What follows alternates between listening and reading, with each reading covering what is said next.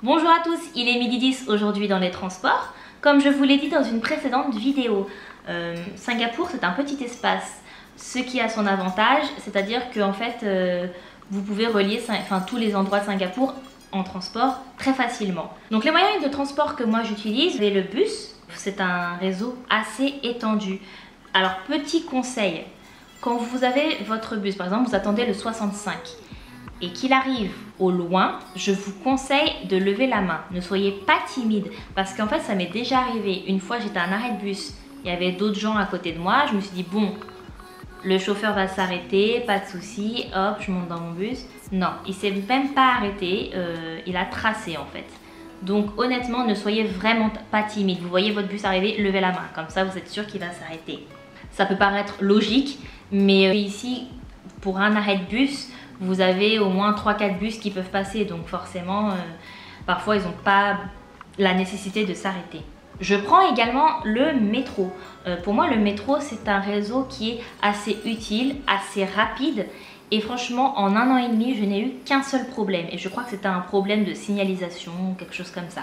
Donc voilà, ça c'est hyper agréable.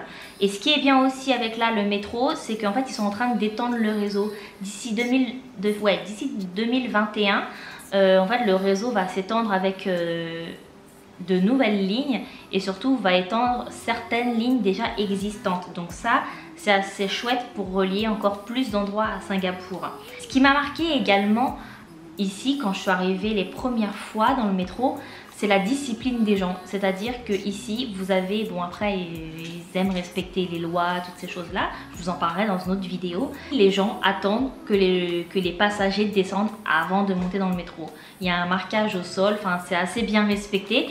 Et c'est très agréable et ça change en fait de là où j'habitais avant. Alors pour accéder au transport, vous avez la carte EasyLink. Alors c'est une carte que vous pouvez vous procurer dans n'importe quel guichet, à n'importe quelle station de métro. C'est une carte qui coûte de mémoire 5 ou 7 dollars et que vous rechargez, voilà, du montant que vous voulez. Et pour s'en servir, c'est tout simple. Quand vous rentrez dans le métro ou dans le bus, vous la validez, là où il y a le petit boîtier. Et quand vous sortez du bus ou du métro, vous validez. Il ne faut surtout pas, surtout dans le bus, oublier de revalider à la sortie du bus. Parce qu'en fait, la tarification à Singapour se fait au kilométrage.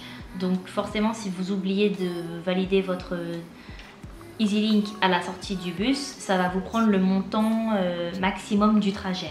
Sinon, il existe aussi un pass pour les touristes qui s'appelle le Tourist Pass, que par contre là, vous pouvez vous procurer seulement dans certains guichets. Je vous mets la liste dans ma barre d'informations. Et alors, c'est une carte que si vous la prenez, elle vous donne un accès illimité au réseau de bus et de métro. Voilà, vraiment très très pratique. En termes de tarifs, c'est pour un jour 10 dollars, pour 2 jours c'est 16 dollars et pour 3 jours c'est 20 dollars. Il faut savoir qu'il y a quelques enseignes qui prennent la carte EasyLink comme moyen de paiement. Par exemple, moi je vais acheter mon thé glacé chez Koi et en fait je l'utilise comme une carte bancaire, vous savez, en paiement sans contact. Certains taxis qui l'utilisent aussi comme moyen de paiement, voilà. Petite information, si vous avez des enfants qui sont âgés de moins de 7 ans, les transports sont gratuits pour eux.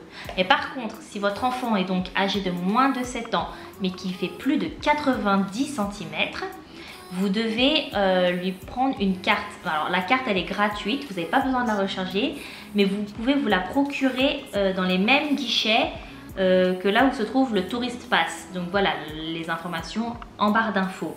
Voilà donc ce que moi j'avais à dire sur les transports à Singapour. Je vous remercie d'avoir jeté un œil à ma vidéo. Si vous avez des questions, n'hésitez pas à me les poser en commentaire, je me ferai un plaisir d'y répondre. Je vous dis à la prochaine pour une nouvelle vidéo sur ma chaîne. À midi 10. J'ai oublié de vous parler d'une application qui s'appelle Citymapper. C'est une application qui sert à calculer en temps réel votre trajet, votre itinéraire et aussi quand vous attendez le bus, de savoir dans combien de temps il arrive. Je trouve ça vraiment très pratique. Donc voilà, quand vous venez à Singapour, téléchargez-la.